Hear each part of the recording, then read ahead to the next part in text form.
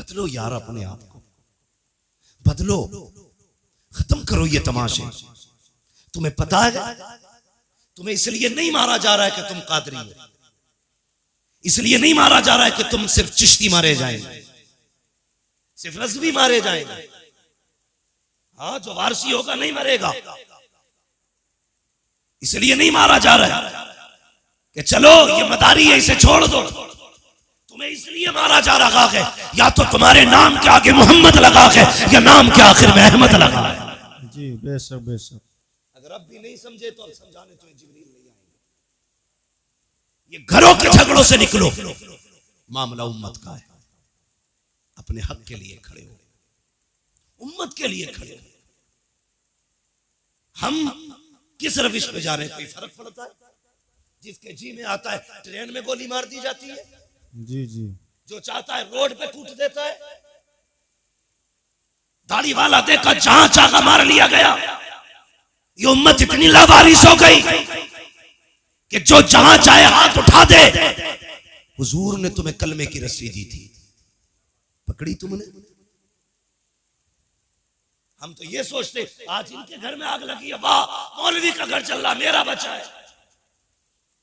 कल आकिल के घर को आग लगे, ये आकिल का घर चल रहा है, मेरा बचा है। अगर यही सोच रहे हो तो इंतजार करना, एक दिन ये आग तेरे घर तक भी आएगी। जी बेशक, तुम्हारे घर तक भी आएगी। खुदा के वास्ते मुसलमान हो जाओ, सच्चे पक्के मुसलमान हो जाओ। एक दूसरे के लिए जीना सीखो, एक दूसरे के लिए मरना सीखो। सारे रिश्ते अपनी जगह है, हुजूर की गुलामी का रिश्ता अपनी जगह। बेशक बेशक बेशक। क्यों दिल में दर्द नहीं होता किसी के लिए? मुझे बताया जाए। हर शख्स ये चाहता कि मेरी चौधराहट सलामत रहे, मेरी खसाबी बची रहे।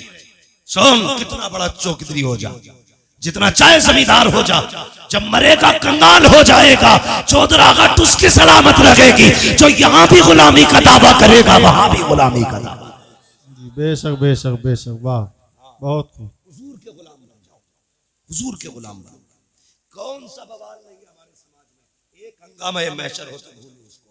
जी, सैकड़ों बातों का रह के ख्यालात है। जी बेशक बेशक। हमारा मुआशरा मर्द पीरों से पहले से तबाह है।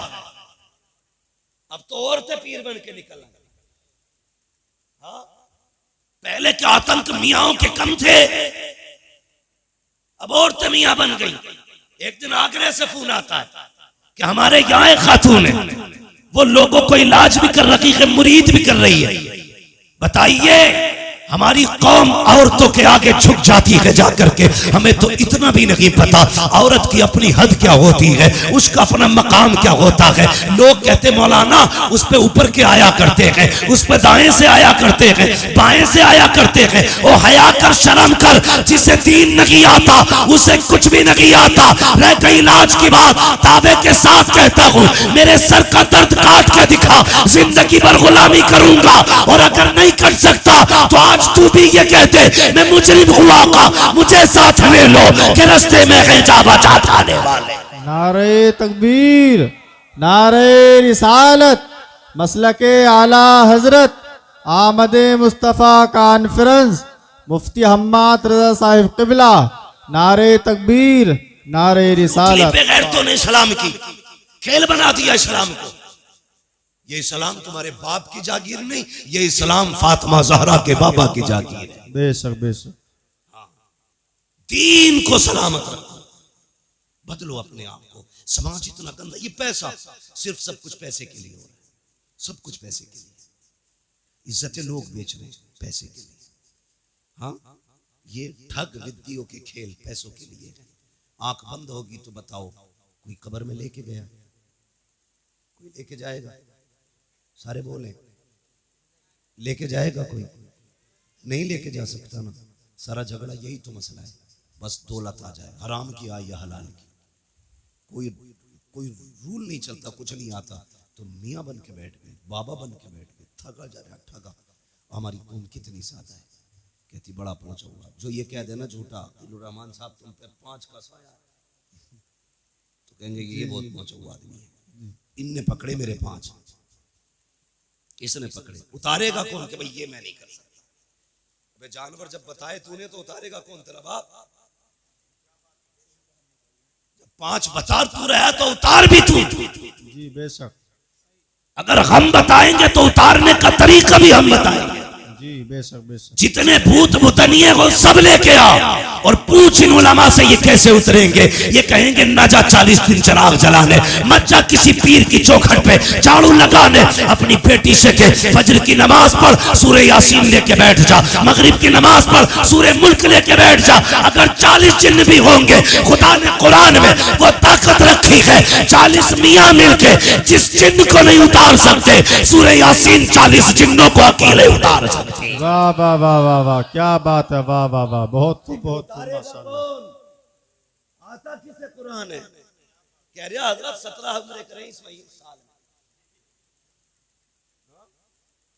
17 उम्रे करें और यूं है चल उम्रे करे। हाँ मैंने कुरान सुना। नमाज में कितनी सूरतें पढ़ता है?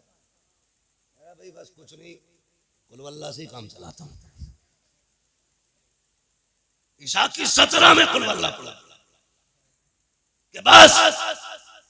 मैंने सोच आएगा, मैंने कहा यार ये 17 उम्रे करने गया, जब हुजूर के रोजे पे गया था ख्याल नहीं आया अगर हुजूर पूछ लेते यहां तक आया है, कुछ मुझे भी कुरान पढ़ के सुनाते। क्या था तुम्हारे पास?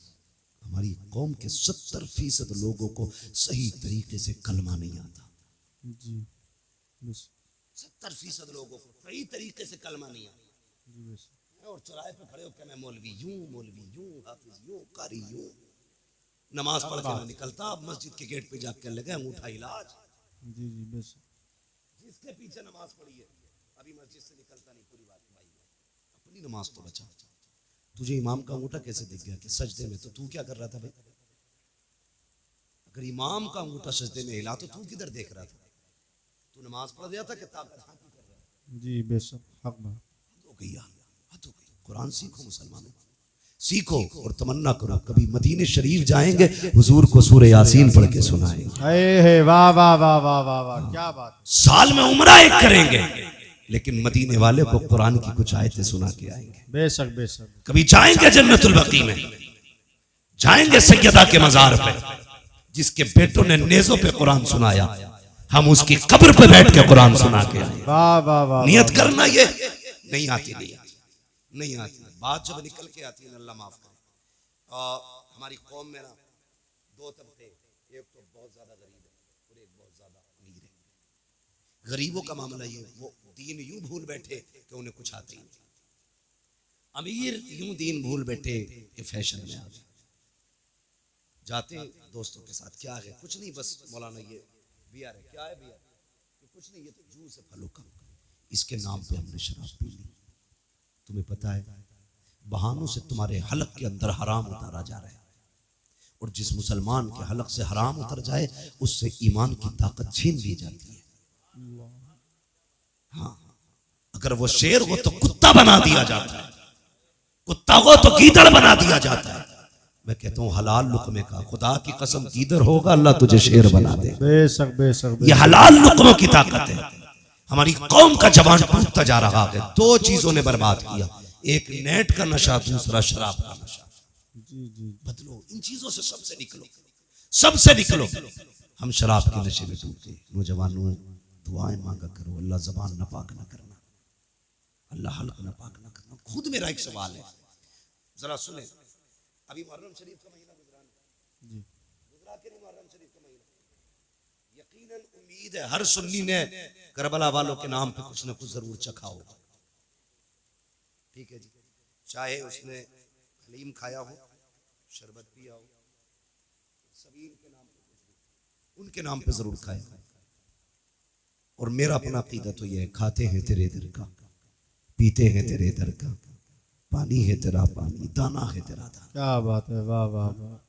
मैं गलत नहीं कह रहा हूं। मैं नेपाल तकरीर करने के लिए गया, नेपाल में अल्लामा शमीम साहब, नेपाल में तकरीर करने के लिए गया, तो एक बहुत बड़ा अधिकारी पुलिस डिपार्टमेंट, वो मुझसे आके कहने लगे कि मौलाना तुम्हें मैंने भी नेट पे सुना है, तुमसे ये कहने आया हूं कि आप अपनी कौम के नौजवानों से इतना पूछना कि जो सरहद पे शराब के साथ पकड़े जाते हैं वो मुसलमान ही क्यों होते हैं? ये सोचने वाली बात है कि जो सरहदों पे शराब और नशे के साथ पकड़े जाते हैं वो मुसलमान ही क्यों होते हैं? इन्हें बताना तुम्हारे दीन में शराब कितना बुरा पाप है।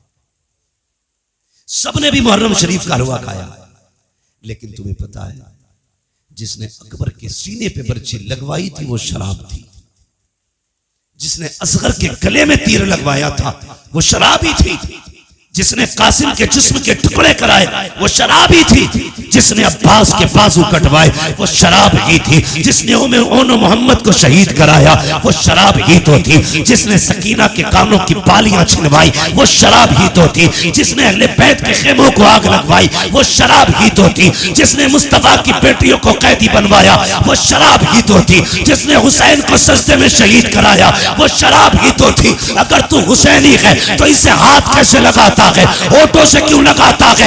थूक दे इसके ऊपर और ऐलान कर दे जिसको नबी से नफरत, जो नबी का नहीं वो हमारा नहीं, जिसे आका ठुकरा दे उसे हम हाथ नहीं लगाएंगे, और ऐलान कर दे और लोगों शराब से मुस्तफा ने नफरत की है, अब मोहम्मद का गुलाम भी शराब से नफरत करके दिखाए। वाह वाह क्या बात है, वाह वाह वाह वाह वाह, करेंगे इंशाअल्लाह। माशाअल्लाह। अगली बात करने लगा, ये कोई तरक्की की बात नहीं। दूसरी बात, हमारे अमीरों के घर की इज्जत है, बुरा मत मानना, हमारे अमीरों के घर की इज्जत है, दूसरों के घरों की रौनक बन गई। वो कैसे? शादी आती है तो क्या कहती है बहन, भैया पैसे तो मैं खुद लाऊंगी अपनी पसंद से कपड़े। बुरा मत मानना, जैसे आपकी बेटी है वो मेरी भी बेटी है, आपकी बहन मेरी बहन है, किसी को जलील करना मकसद नहीं है। मामला सिर्फ इतना है, मेरी तकरीर तबे यार को बेचैन करती है, सबब क्या है वही कहता हूं जो दिल पर गुजरती है। मेरे सामने ज्यादातर नौजवान बैठे और मैं ये सोचता हूं अगर जवान मजबूत हो गए ना तो कसम खुदा की मुआशरा मजबूत हो जाएगा। और मुझे खुशी है ये जलसा जितने लोगों ने कराया है सारे कड़ियल जवान है, इसमें कोई भी पुरानी सोच वाला नहीं, नए खून नए जज्बात वाले लोग हैं। और उम्मीद है इंशाअल्लाह एक इनकलाब आना है, एक इनकलाब आना है और हमारे माशरे को साफ सुथरा होकर के लोगों के सामने आना है। नौजवानों वादा करो हम अपने माशरे को बेहतर करेंगे, बोलो इंशाअल्लाह। इंशाअल्लाह, जोर से इंशाअल्लाह। अभी आप सारे नहीं बोल रहे, बोलो इंशाअल्लाह। गलतियां हमने क्या की, बहुत गौर से सुनो। हमारी बहन बेटियां हमसे कहती हैं भैया तेरी शादी है कपड़े अपने पसंद के लाऊंगा, हम लाड प्यार में पर्स निकाल के या बैंक का कार्ड निकाल के दे देते हैं, ले जा लेके आ। जब वो लाई तो हमने कुछ नहीं देखा, जब उसने आके पहने तो फिर गैरत आ रही थी, लाने के बाद पहने, लेकिन हमें नहीं, देखने वालों को गैरत आई। कसम खा के बताओ, शादी ब्याह तुम भी अटेंड करते हो, मैरिज हॉलों में जाते हो, जब तुम शादी वाले फंक्शन में जाते हो कितनी बेटियों के सर पे दुपट्टा नजर आता है? ये तुम फैसले करो, मैं नहीं कहूंगा। हम लोग तो जाते ही नहीं मैरिज हॉलों में, इसलिए कि अगर दावत मिल भी जाए तो वहां खाने का इंतजाम नहीं, सारे गधों की तरह खाया करते हैं। हाँ? एक मौलवी को खाने के लिए जगह तक नहीं मिलती, लोग कहते हैं बड़ा महंगा मैरिज हॉल है, बड़ा महंगा किया है। तो यार कुर्सियां आलीशान होनी चाहिए थी, लेकिन हाथ में प्लेटें। एक को मैंने देखा, हद होती है, उसने इतनी प्लेट भर ली कि दोनों हाथों से पकड़ रहा था। अब चक्कर में था खाए कैसे और रखे कहां। समझो यार, पहली बात तो हम लोग जाते ही नहीं है, चले जाएं तो जो लेना देना दे के आ जाते, क्योंकि हमारे लिए जगह ही नहीं। लोग टहल टहल के खाते हैं। इसलिए तुमसे पूछ रहा हूं कितनी बेटियों के सर पे दुपट्टा होता है? 5% बहुत कह दिया आपने, 3% बेटियों के सर पे दुपट्टा नहीं होता।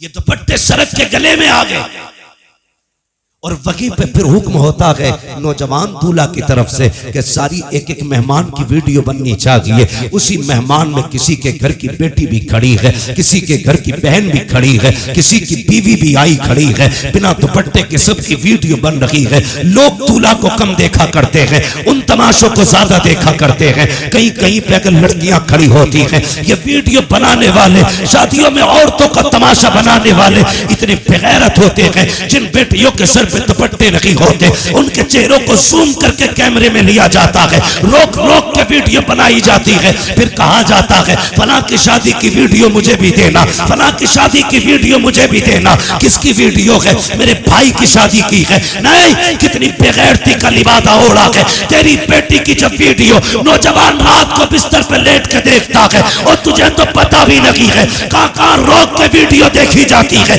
कहां जूम किया जाता है, कहां चली गई तेरी गैरत। और तेरी नजरों को मुस्तफा ने हया के पहरे दिए थे, तेरे वजूद को बहन की इज्जत का रखवाला बनाया था। तुझे मुस्तफा ने इस्लाम की वो पावर दी थी कि अपनी तो अपनी पराये बेटियों की इज्जत का रखवाला था तू।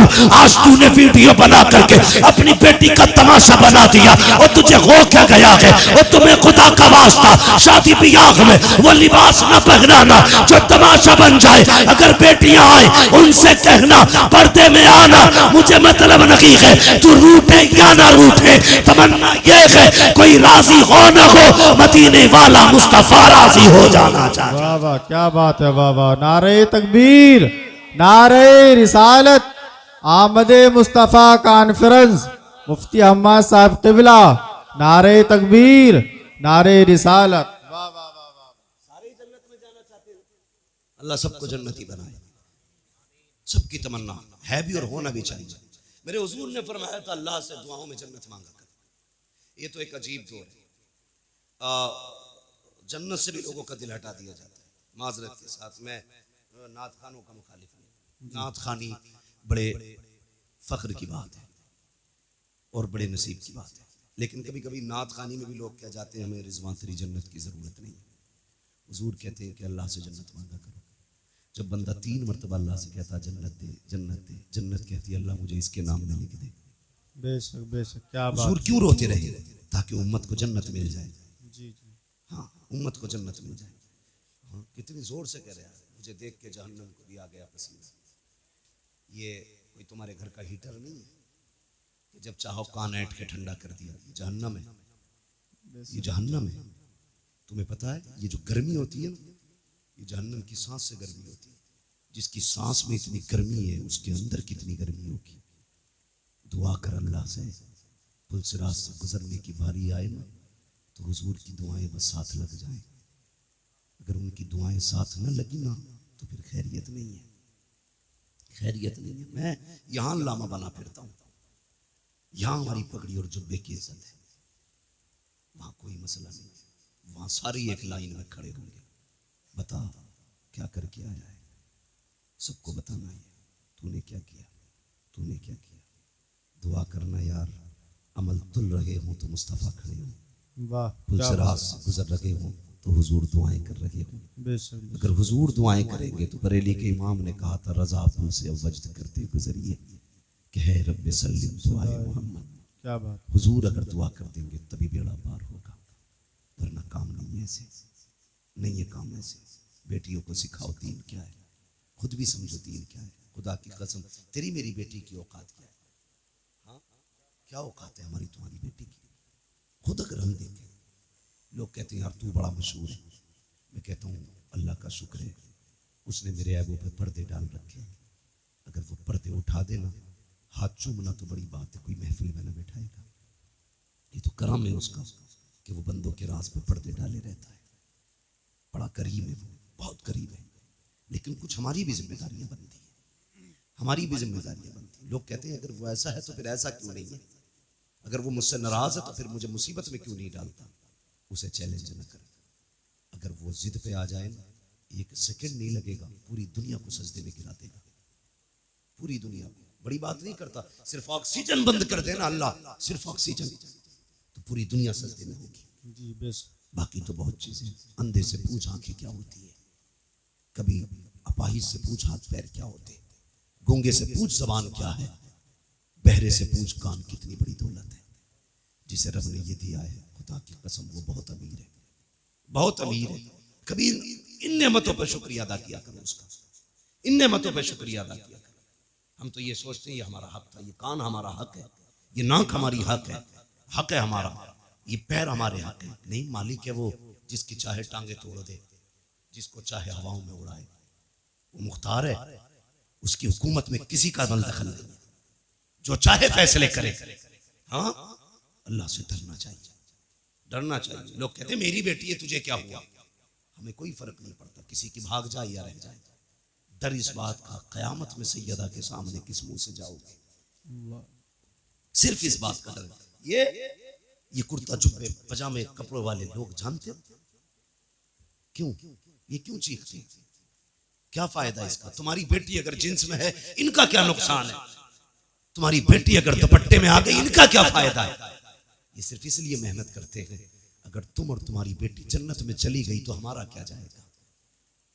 हम तो बस वो बताना चाहते हैं जो हुजूर ने कहा है। जी बस। तुम्हारी मेरी बेटी की औकात क्या है? खुदा की कसम कायनात में अली की बेटी जैसी लाके दिखाओ। वाह वाह वाह वाह, क्या बात। आज कोई अली की बेटी जैसी बेटी लाके दिखाओ। बेशक बेशक। हाँ, करबला की पूरी तारीख पढ़ डालिए। 13 मुहर्रम से चलने वाला काफिला 27 रमजान को मदीना शरीफ पहुंचा, लेकिन तारीख की किसी लाइन में नहीं मिलता कि सैयदा ज़ैनब को किसी ने बेपर्दा देखा हो। बताओ ना मुझे, क्या तेरी बेटी का स्टेटस क्या है? प्रधान की बेटी है, बस जमींदार की बेटी है। ज़ैनब का स्टेटस ये है, उसका बाप वलियों का इमाम है, उसका भाई शहीदों का इमाम है, उसका नाना सारे नबियों का इमाम है। बेशक बेशक, क्या बात है। वाह वाह वाह। ज़ैनब का स्टेटस, तेरी बेटी का स्टेटस क्या है? सोच तो सही।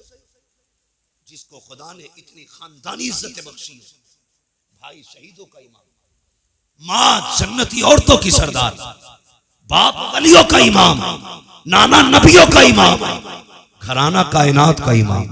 बेशक बेशक बेशक। वो पावर वाली 13 मुहर्रम से 27 रमजान तक कैदी बनकर रही, किसी ने बेपर्दा नहीं। तेरी बेटी ने 13 साल उम्र क्या गुजारी, 10 मुहर्रम को तेरी बेटी ने मेले के नाम पे, मुहर्रम के नाम पे दुपट्टा उतार दिया। सोचो हम किधर जा रहे हैं, किधर जा रहे हैं। अगर पर्दे की बात आ जाए तो लोगों को चिढ़ हो जाती है कि ये बरेलवी नहीं है, कहा क्योंकि हमारी बेटी को मुहर्रम से रोक रहा। इतना गलत तोड़ मरोड़ के बाद बयान कर दी जाती है। हम तुम्हारी बेटी को शरीयत की हद बता रहे हैं, हम अपनी बेटियों को शरीयत की हुदूद सिखा रहे हैं। हम बताना चाहते हैं तेरी इज्जत मेले बाजारों में नहीं है, तेरी इज्जत रब ने घर की 4 दीवारी में रखी। बेशक बेशक सिखाते बेटियों को, खुदा की कसम सुने बहुत गौर से। किसी की भी बेटी, मेरी बेटी है, तेरी बेटी, बाजार में जाए या मेले में जाए, कितने कंधे गैर महरम के लगते हैं, खुद बताइए। या सारे बायजीद बुस्तामी खड़े बाजार में, या जाने वाली राबिया बसरिया के सब? नहीं, ना कोई बायजीद बुस्तामी है, ना कोई राबिया बसरिया है। एक बाजार से निकलो 10 लोगों से कंधा टकराता है और कोई फर्क तक नहीं पड़ता। सुन, यजीद के दरबार में अली की बेटियां खड़ी थी, ये बता रहा हूं तुम्हें इस्लाम क्या है। यजीद के दरबार में हुसैन की बेटियां खड़ी। हाँ, सुबह पहुंची यजीद के दरबार में और वो नशे में था शराब के। दरबानों ने कहा सुन, अली की बेटियां आई हैं। उसने कहा खड़ा रहने दो, खुदा की कसम तेरी बेटी 1 घंटा राशन के लाइन में लग जाए तो प्रधान पे बिगड़ जाता है, आधार की लाइन पे लग जाए कानून पे बिगड़ जाता है, पानी की लाइन पे लग जाए तो तुम समाज के उसूल पे बिगड़ जाते हो। गुस्सा नहीं आया? अली की बेटी सुबह से शाम तक यजीद के दरबार में खड़ी रही। ओ खुदा की कसम, शाम का वक्त आया था, सैयदा ज़ैनब ने कहा था ज़ैनुल आबिदीन का जी फूफी कब पता तो करो भाई बेटा, कब तक खड़े रहना है? पता चला जब तक यजीद नहीं आ जाता मामला खत्म नहीं होगा। शाम के वक्त में कुत्ता आया, आने के बाद तख्त पे बैठा, उसने सब पे निगाह डाली। खुदा की कसम कैदी जरूर थे, बेगैरत कोई ना था। सबके चेहरों पे कपड़े पड़े थे, सबके चेहरों पे पर्दे थे। का उठाओ इनके चेहरों के पर्दे, मैं देखना चाहता हूँ। हजरत ज़ैनब की चीख निकली, का फिजा आज हमारी इज्जत की रखवाली करना। हमारे हाथ बंधे गए, पैरों में बेड़िया गए, तुमने हमारे दरवाजे पर जितने दिन नमक खाया है अब वो हलाल करने का दिन है। हजरत फिजा ने तलवार संभाली, आगे आके कहा था, बेगैरत जबान को लगाम दे, अगर अली की बेटी से चादर सरक गई इस दरबार में किसी के कंधे के ऊपर कोई सर नहीं रह सकता। वाह वाह क्या बात है, नारे तकबीर। क्या पता गैरत किसे कहते, क्या बात है, बेशक बेशक। तू क्या जाने इज्जत क्या है। तू तो बेटी को नंगा करने में कहता मेरी बेटी फैशन के दौर पे है। तुझे क्या पता हया क्या है। बेशक की कसम तारीख गवाह है। कहने लगा चलो अच्छा नाम ही बता दो, ये पर्दे वाली कौन है। हजरत फिजा ने कहा ज़ैनब फिक्र न करना, जिंदगी लौटा देंगे, तेरी आवाज को भी बेपर्दा नहीं होने देंगे, तेरी आवाज को भी बेपर्दा नहीं होने देंगे। हजरत फिजा से उसने कहा कौन है। कहा ये अली की ज़ैनब है, अली की ज़ैनब है। मुझे खुद बताओ यार, अगर आपकी बस्ती में आला हजरत की कोई बेटी आ जाए क्या करोगे तुम। खुदा की कसम उनके कदमों में तुम सोने का फर्श बिछाओगे कि आला हजरत के घर की बेटी आई है। फिर सोचो उनके घर तो अली की बेटी खड़ी थी, होना तो ये चाहिए था नाम सुन के गर्दनें झुक जाती, मगर उन्हें अपने कुत्तेपन का पूरा इजहार किया। कहा ये ज़ैनब है। अच्छा जानते हो। फिर उसने निकाह घुमाई, सबसे छोटे वजूद पे निकाह पड़ी। मैं बात बड़ी करने लगा हूं, तेरी 18 साल की बेटी को दुपट्टा रखना नहीं आया, अली की 7 साल की सकीना को देख। यजीद के दरबार में सकीना के सर पे दुपट्टा था। उसने कहा ये छोटी सी बच्ची कौन है जिसके पर्दे का आलम यह है कि इसका चेहरा तक नहीं खुला है, जरा इसका बताओ नाम क्या है। हजरत फिजा बोलने लगी। उसने कहा तू चुप कर, मुझे इस बच्ची से पूछना है इसका नाम क्या है। उसने कहा बच्ची तू बता तेरा नाम क्या है। 3 मरतबा आवाज दी, कोई जवाब नहीं आया। उसने कहा बड़ी घमंडी बच्ची है, ये बोलती क्यों नहीं। इमाम ज़ैनुल आबिदीन ने कहा था वो कुत्ते तू नहीं जानता, इसके गले में जो रस्सी पड़ी है बंदा इतना टाइट है कि गले की आवाज नहीं निकल रही है। अगर इसी की मुंह से सुनना चाहता है इसके गले की रस्सी ढीली कर। यजीद के कहने पर एक सिपाही आके बढ़ा, हजरत सकीना के गले की रस्सी ढीली करने के लिए जैसी करीब आया, गले पे हाथ लगाना चाहता था, तोड़ के ज़ैनब के कदमों से निपटी। वो वहां गया, वहां से हटी, ज़ैनुल आबिदीन के कदमों में लिपट गई। यजीद ने कहा था ये कैसी बच्ची है, गले की रस्सी क्यों नहीं खोलने देती। इमाम सज्जाद ने कहा था तू नहीं जानता है ये अली के घर की बेटी है, ये मर तो सकती है, किसी गैर का हाथ इसकी गर्दन को लग जाए ये गवारा नहीं कर सकती। वाह वाह वाह वाह वाह वाह क्या बात है, वाह बहुत शर्म खूब, करो, बहुत खूब। तुम्हारी दौलत तुम्हें मुबारक। ऐसी दौलत में आग लगे जो बेटियों को नंगा कर दे। अगर मुस्तफा वाले हो गरीबी में जिंदगी गुजार देना, कभी बेटियों के सर से दुपट्टा ना उतरने देना, बेटियों के सर से दुपट्टा ना उतरने देना। शादी हो, ब्याह हो, खुशी का मैटर है ये अपनी जगह, लेकिन खुशी का मतलब ये तो नहीं है कि बेटियां नंगी हो जाएं, भाई बेगैरत बना तमाशा देखता रहे।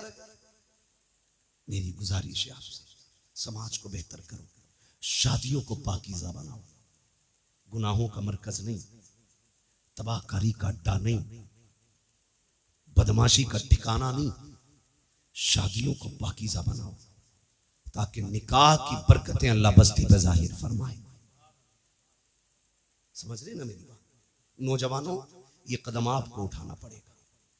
कमेटी जो जलसे की है, मेरी तो इससे गुजारिश है सिर्फ जलसे की कमेटी ना बनना, बेटियों की तहफ्फुज़े इस्मत की कमेटी भी आपको बनना है। ये आप अहद करो, हमने सिर्फ जलसा नहीं कराना है, हमें हुजूर की उम्मत की बेटियों की इज्जत की हिफाजत भी करनी है। सिर्फ यही नहीं कि सिर्फ जलसा करा लिया और 364 दिन सोते रह गए, फिर एक दिन आएगा जलसा कराएंगे। अच्छी बात है, जलसों से अच्छे मैसेजेस जाते हैं, ये जज्बा बेदार होना चाहिए हमारी कौम में। लेकिन कमेटी वालों से गुजारिश है, जिस तरह आपने आज पैसा इकट्ठा करके ये एक जलसा किया ना, कम से कम ऐसे ही पैसा इकट्ठा करके साल में किसी गरीब एक बेटी की भी निकाह का और शादी का इंतजाम आप करना। और कोशिश ये करना जिस बेटी का कोई सहारा नहीं होगा, उस बेटी का ये हुजूर की उम्मत के जवान सहारा बनेंगे। बेशक बेशक बेशक करेंगे इंशाअल्लाह। इंशाअल्लाह। कमेटी वालों, अल्लाह आपको सलामत रखे, आपको जज़ाए खैर दे। मगर मैं ये चाहता हूँ आपके जरिए और भी काम होने चाहिए, ज़मीनी तौर पे भी काम हो। अगर बैटरी डाउन हो जाए फिर उलमा को बुलाइए, फिर अपनी इस्लाह कराइए। ये सोच के जलसों में कोई ना आए मौज लेके आनी है, क्या करना है मौज का। सच बताऊं, ये चमक दमक, ये आवाजों के जोर, ये सीनों के दम कब तक है? जब तक अल्लाह चाहता है। वो नहीं चाहेगा ये सारे खत्म हो जाएंगे। ये कमाल, ये हुनर हम माँ के पेट से लेके नहीं आए, ये सब अल्लाह की अता करदा चीजें हैं। जब तक वो चाह रहा है बोल रहे हैं, जिस दिन वो गला बंद कर देगा कोई माई कलाम नहीं बुलवा सकता है, कोई नहीं बुलवा सकता है। लोग कहते हैं जी हम तो बतेरा समझाते। भाई मुझे खुशी हुई कुछ लोगों से मिला हूं, मैं इस बस्ती के कुछ लोगों से मिला हूं, सबसे भी नहीं मिला हूं, लेकिन मैं जितनों से मिला हूं मैंने बहुत अच्छा पाया है, बहुत अच्छा पाया है। अगर सारे लोग इतने अच्छे तो उम्मीद करता हूं इस गांव में कुछ बुरा नहीं होगा। लेकिन मैं ये भी जानता हूं हर जगह अच्छे ही लोग नहीं होते, कुछ बुरे भी होते, और हर जगह बुरे ही नहीं होते, कुछ अच्छे भी होते। अच्छे लोगों से कहूंगा बुरों की परवाह ना करना, बुरे लोगों से कहूंगा दूसरों के पीछे न पड़ना, अपने गिरबान में भी झांकना, फिर फैसला करना तुम्हें क्या करना है, फिर फैसला करना तुम्हें क्या करना है। अल्लाह करे हमारी बस्तियां ऐसी मोहब्बत और प्यार की हवाएं बस्तियों में चले कि हर मुसलमान दूसरे मुसलमान के हक के लिए खड़ा होना चाहिए, हर मुसलमान में एक दूसरे मुसलमान के लिए हमदर्दी होनी चाहिए। गलत नहीं कह रहा, आप किसी एक समुदाय के बंदे को टच करके देखिए, पूरी कौम कौवे की तरह आ जाती है। और हमारी कौम के किसी भी बंदे को बीच में काट दिया जाए, बाकी लोग तमाशा बनेंगे। हम यहाँ जीने के लिए नहीं आए, हम यहाँ मरने के लिए आए। मेरी बात बस समझ लेना, मैं इससे ज्यादा नहीं कह सकता। हम यहाँ जीने के लिए नहीं आए, मरने के लिए आए हैं। वो जिंदगी भी क्या जिंदगी है जो कुत्तों की तरह गुजरे। कम से कम बहन बेटी की इज्जत की हिफाजत करो, भाई हो तो बहन की इज्जत की हिफाजत करो, बाप हो तो बेटी की इज्जत की हिफाजत करो। एक काम और करना है, अल्लाह आपको सलामत रखे। मैंने देखा इस गांव में बिल्डिंगें तो ऊंची ऊंची हैं, पक्के मकान वहीं ज्यादा होते हैं जहां पैसा होता है जी, वरना कॉलोनी से कोई इतनी बड़ी बिल्डिंग तो बन नहीं सकती है क्या नहीं? अल्लाह तौफीक देना तो बस्ती वाले मिलकर अपनी बस्ती की बच्चियों के लिए एक स्कूल कायम जरूर करना, और तुम्हारे स्कूलों में पढ़ाने वाली भी मुहज्जब बेटियां हो और पढ़ने वाली भी मुअद्दब बेटियां। आप बिल्डिंगें कितनी ऊंची बना लो, अगर बच्चियों को अच्छे स्कूल नहीं दे सकते तो आपने कुछ नहीं किया है। तुम नहीं जानते हो, कभी बसों में जो घूमते ना वो देखो, जो रोडों पे रहते हैं, हमारी बेटियों को किस कुत्ते की नजर से तका जाता है, वो के भेड़ियों की तरह देखते हैं बेटियों। मैं कहता हूं बेटी इज्जत से घर लौट आई, रब का शुक्र अदा कर, वो वापस आ गई, बड़ी बात है। वरना बेटियों के लिए कितने फंदे लगे गए सोच भी नहीं सकते। लोग कहते हैं अल्लाह का शुक्र है 3 फर्में चल रही है, अल्लाह का करम है, वो बहुत बड़ा ठेका चल रहा है। कभी ये भी कि खुदा का शुक्र है हमारी बस्ती में बच्चियों के लिए स्कूल चल रहा है। ये काम नौजवानों आपको करना है ताकि आने वाली नस्ल को एक अच्छी जिंदगी दे सको आप। हमारी कौम का मुस्तकबिल रोशन होना चाहिए। इस वक्त आपके पास 2 रास्ते हैं, या तो आप बेटियां खो दो या फिर आप जाहिल हो जाओ। इसके अलावा तीसरा रास्ता तुम्हारे पास नहीं है। इसलिए कि ना तुम्हारी कोई यूनिवर्सिटी है, ना तुम्हारा स्कूल है, ना तुम्हारा कॉलेज है, ना तुम्हारा मकतब है, कुछ भी तुम्हारा नहीं। या तो बेटियां खो दो या फिर अंधे हो जाओ। अगर चाहते हो इस अंधेरे से निकलो तो कोशिश करो सबसे पहले अपने कॉलेजेस बनाओ। करेंगे इंशाल्लाह कोशिश, इंशाल्लाह। क्या कहते हो आकिल चौधरी साहब? आपकी बस्ती में ये काम होना चाहिए। ये मेरे मदरसे के साथी हैं, मगर मेरी आपसे इतनी गुजारिश है, खुदारा ये कोशिश करें, ये मजाक की बात नहीं कर रहा हूं, मुझसे 100 बार कसम खिला के भी कहोगे क्या ये सच है, मैं कहूंगा हाँ ये जरूरत है। आज हम बेटियों को जाहिल तो नहीं रख सकते, अलबत्ता बेटियों को इदारे दे सकते हैं, स्कूल दे सकते हैं, कॉलेज दे सकते हैं। कितनी तकलीफ हुई थी अभी एक ही स्कूल के अंदर एक बच्चे को इसलिए पिटवाया जाता है कि वो मुसलमान। हमारी कौम के न डीजे पे फर्क पड़ा, न बारात के रंगों पे फर्क पड़ा, न आतिशबाजी पे फर्क पड़ा, न हमारी कौम के फालतू के खर्चों पे फर्क पड़ा। अब भी होटलों में उसी शान से पार्टियां चल रही हैं जिस शान से चल रही थी, इसलिए कि कौम बेगैरत हो चुकी है। अगर गैरत होती उसी दिन सैकड़ों कॉलेजों की बुनियाद पड़ जाती, ऐलान कर दिया जाता हम किसी के मोहताज नहीं है, बच्चे भी हमारे हैं, स्कूल भी हमारे खोले जाए। बेशक बेशक बेशक, वाह वाह वाह, बहुत खूब। मुझे बताओ, जो कौम मदरसों को ज़कात दे सकती है वो अपने स्कूल नहीं बना सकती? बोलो ना। लोग कहते हैं वो पढ़ा तो था, वो मुसलमान होने की वजह से पीछा कर दिया। मुसलमान होने की वजह से पीछा नहीं करा, ये नकलों से पास होकर वहां तक पहुंचा था, इसने पढ़ाई नहीं था ढंग से। 7वें तक तो वो खिलाई जाती है, पंजीरी कहते हैं क्या, खिचड़ी भदीरी। 8वें तक जिंदगी अंधा करके मुस्किना बिल्कुल ठप कर दी जाती है। उसके बाद हमारे हमदर्द बनते लोग कि 500 रुपए दे दे नकल करवा देंगे, पास हो गया, अब्बा लड्डू बांट रहे, अब बेटा पास हुआ, ये नहीं बताता 500 रुपए नकल के भी दिए। जी जी।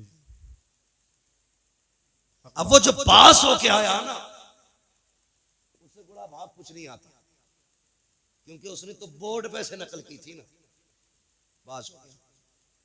ऐसे ही पैसे दे के पास होता रहा।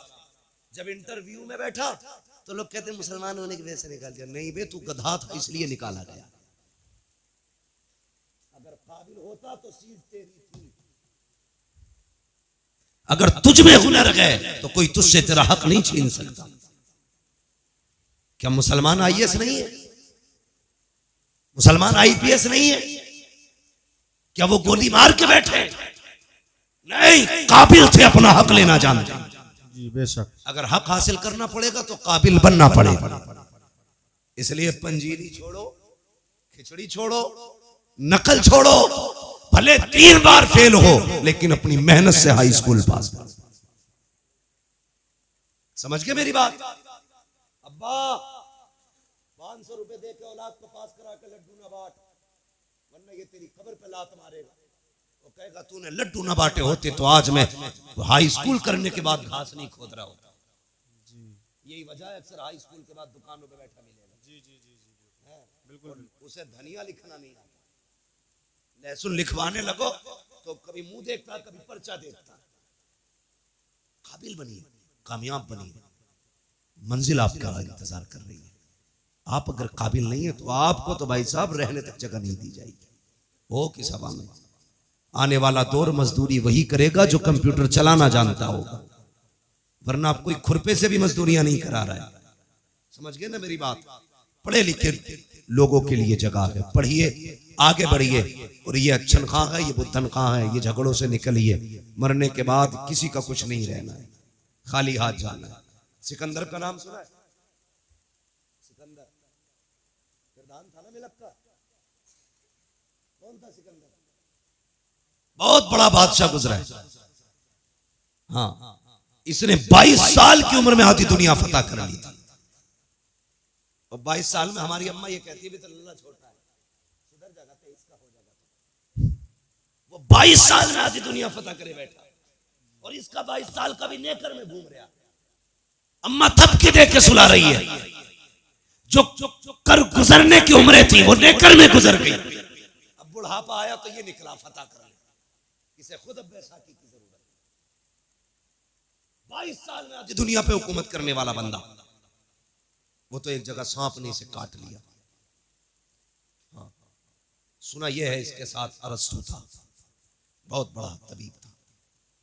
उसने उससे कहा यार मेरा इलाज कर।